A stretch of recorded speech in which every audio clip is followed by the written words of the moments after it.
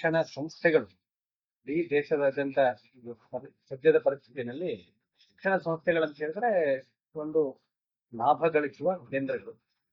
ಆಮೇಲೆ ಹೆಚ್ಚು ಶುಲ್ಕ ತಗೊಳ್ಳದೆ ನೀವು high end technology based education ಅನ್ನ ವಿದ್ಯಾರ್ಥಿಗಳಿಗೆ ಕೊಡೋದಕ್ಕಾಗೋದಿಲ್ಲ. ಅದು ವೈದ್ಯಕೀಯ ಇರ್ಬೋದು, ಇಂಜಿನಿಯರಿಂಗ್ ಇರ್ಬೋದು, ಸೈನ್ಸ್ ಅಂಡ್ ಟೆಕ್ನಾಲಜಿ ಇರ್ಬೋದು, ಈ ತರದ ಒಂದು ವಾತಾವರಣ ಇದೆ. ಸೊ ಅದನ್ನ ನಮ್ಮ ಈ ಈ ಪದ್ಧತಿಯಲ್ಲಿ ಹೇಗೆ ಇದನ್ನೆಲ್ಲ ಬದಲಾವಣೆ ತರಬಹುದು? ಈ ನಿಶುಲ್ಕವಾಗಿ ನಾವು ಗುರುಕುಲವನ್ನ ಮಾಡಿ ಇದನ್ನ ಈ ತರದ ಹೈ ಎಂಡ್ ರಿಸರ್ಚ್ ಆರ್ಗನೈಸೇಷನ್ ಗಳನ್ನು ನಾವು ಮಾಡಬಹುದು, ಹೇಗೆ ಮಾಡಬಹುದು? ಅದಕ್ಕೆ ದಾರಿ ಏನು? ನೀವೊಂದು ಸ್ವಲ್ಪ ರಿಸರ್ಚ್ ಮಾಡಿ 47ನೇ ಇಸ್ವಿಗಿಂತ ಮುಂಚೆ ಏನು ಬ್ರಿಟಿಷರು ಈ ದೇಶವನ್ನು ಆಳ್ತಾ ಇದ್ರು, ಅವಾಗ ಫೀಸ್ ಇತ್ತಾ ಅಂತ ಒಂದು ಸ್ವಲ್ಪ ಹುಡುಕು ನೋಡಿ. ಫೀಸ್ ಇರಲಿಲ್ಲ. ಮೆಕಾಲೆ ತನ್ನ ಶಿಕ್ಷಣ ಪದ್ಧತಿಯನ್ನು ಜಾರಿಗೆ ತಂದ ಮೇಲೆ ಫೀಸೇ ಇಟ್ಟಿರಲಿಲ್ಲ. ಅವ್ರು ಯಾಕೆ ಫೀಸ್ ಇಲ್ಲದೆ ಶಾಲೆಗಳಿಗೆ ಪ್ರೋತ್ಸಾಹವನ್ನು ಕೊಟ್ಟರು ಅಂದರೆ, ಅವರೆಲ್ಲರನ್ನೂ ಇಂಗ್ಲೀಷ್ನವರನ್ನಾಗಿ ಮಾಡಬೇಕು, ಕಪ್ಪು ಚರ್ಮದ ಇಂಗ್ಲೀಷರನ್ನು ತಯಾರು ಮಾಡಬೇಕು ಅಂತ ಅವ್ರದ್ದು ಉದ್ದೇಶ ಇತ್ತು. ಅದಕ್ಕಾಗಿ ಅವರು ಕೆಲವು ಕಡೆ ತುಂಬ ನಗಣ್ಯ ಅನ್ನುವ ಶುಲ್ಕ, ಬಹುತೇಕ ಕಡೆ ಫ್ರೀ ಅಂತ ಇತ್ತು. ಹೌದಾ? ಈಗ ಇದನ್ನು ಮತ್ತೆ ಯೂ ಟರ್ನ್ ತಗೋಬೇಕಲ್ಲ, ಪೂರ್ತಿ ಭಾರತೀಯ ಶಿಕ್ಷಣ ತರಬೇಕು, ಪ್ರತಿಯೊಬ್ಬರು ನಿಜವಾದ ಅರ್ಥದಲ್ಲಿ ಭಾರತೀಯರಾಗಬೇಕು. ಅದಕ್ಕೋಸ್ಕರ ಭಾರತ ಸರ್ಕಾರ ಯೋಚನೆ ಮಾಡಬೇಕು, ಈಗ ಅದನ್ನು ಕಡಿಮೆ ಶುಲ್ಕ ಮತ್ತು ಫ್ರೀ ಎಜುಕೇಷನ್ ಅಂತ ಶುರು ಮಾಡಬೇಕು.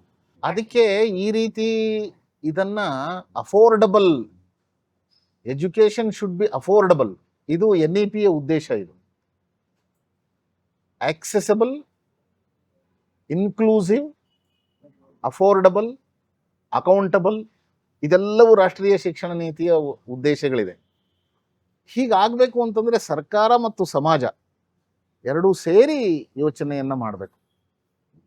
ಇದು ಈಗ ತಕ್ಷಣಕ್ಕೆ ಸಾಧ್ಯ ಇಲ್ಲ ಅಂತ ಅನಿಸಿದ್ರು ಬರುವ ಭವಿಷ್ಯದಲ್ಲಿ ಇದನ್ನು ಸಾಧ್ಯ ಮಾಡೋದಕ್ಕೆ ಸಮಾಜ ಮತ್ತು ಸರ್ಕಾರ ಒಟ್ಟಿಗೆ ಸೇರಿ ಯೋಚನೆ ಮಾಡಬೇಕು. ಆದರೆ ಅಲ್ಲಿವರೆಗೆ ಏನು ಮಾಡೋದು ಅಂತಂದರೆ, ಅಲ್ಲಿವರೆಗೂ ಅತಿಯಾದ ಶುಲ್ಕಗಳನ್ನು ಇಡಬಾರ್ದು. ಈಗ ನೀವೇನು ಮಾಡ್ಕೊಂಡಿದ್ದೀರಿ ಅಂದರೆ, ನಾವು ಶಾಲೆ ನಡೆಸ್ತಾ ಇದ್ದೀವಿ ಅಂತಂತಾರೆ. ಅಂದರೆ ಅದೊಂದು ಬಿಸ್ನೆಸ್ ಆಗ್ಬಿಟ್ಟಿದೆ. ಅದನ್ನು ಈಗ ಮ್ಯಾನೇಜ್ಮೆಂಟ್ನವರ ಶಿಕ್ಷಣದ ದೃಷ್ಟಿ ಅದು ಪರಿವರ್ತನೆ ಆದಾಗ ಇದು ಕೂಡ ಪರಿವರ್ತನೆ ಆಗ್ಬಿಡುತ್ತೆ. ಯಾವಾಗ್ಲೂ ಕೃಷ್ಣ ಭಗವದ್ಗೀತೆಯಲ್ಲಿ ಹೇಳ್ತಾನೆ, ಕರ್ಮಶುದ್ಧಿ ಆಗಬೇಕಾದ್ರೆ ಮೊದಲು ಭಾವಶುದ್ಧಿ ಆಗಬೇಕು ಅಂತ.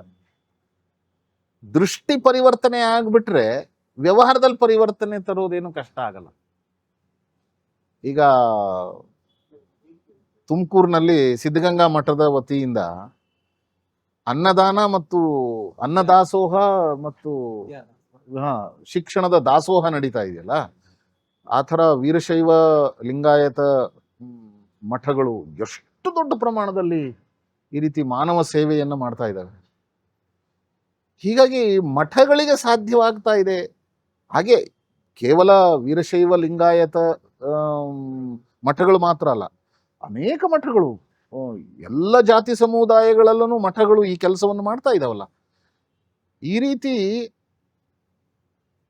ಸರ್ಕಾರ ಮತ್ತು ಈ ರೀತಿಯ ಮಠ ಮಂದಿರಗಳು, ಸಾಮಾಜಿಕ ಸಂಸ್ಥೆಗಳು ಒಟ್ಟಿಗೆ ಸೇರಿ ಯೋಜನೆ ಮಾಡೋಕ್ಕೆ ಶುರು ಮಾಡಿದ್ರೆ ಭವಿಷ್ಯದಲ್ಲಿ ಇದನ್ನು ನಾವು ಮಾಡೋಕ್ಕೆ ಸಾಧ್ಯ ಇದೆ. ಇನ್ನೊಂದು ಬಹಳ ಒಂದು ಕ್ರಾಂತಿಕಾರಕವಾದ ವಿಷಯ ಹೇಳ್ತೀನಿ. ಈ ಚರ್ಚೆ ನಡೀತಾ ಇದೆ, ಅದು ಯಾವಾಗ ಶೀಘ್ರದಲ್ಲೇ ಜಾರಿಗೆ ಬರುತ್ತೆ ಅಂತ ನಾನು ಆಶಿಸ್ತೀನಿ. ಅದು ಅಂದರೆ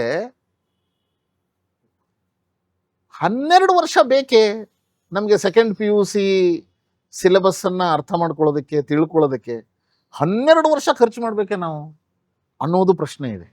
ಅದನ್ನೇನಾದರೂ 8-9 ವರ್ಷದಲ್ಲಿ ಒಂದು 2 ವರ್ಷ ಕಡಿಮೆ ಮಾಡ್ಬೋದೇ, 3 ವರ್ಷ ಕಡಿಮೆ ಮಾಡ್ಬೋದೇ ಅನ್ನೋದು ಒಂದು ಪ್ರಶ್ನೆ ಇದೆ.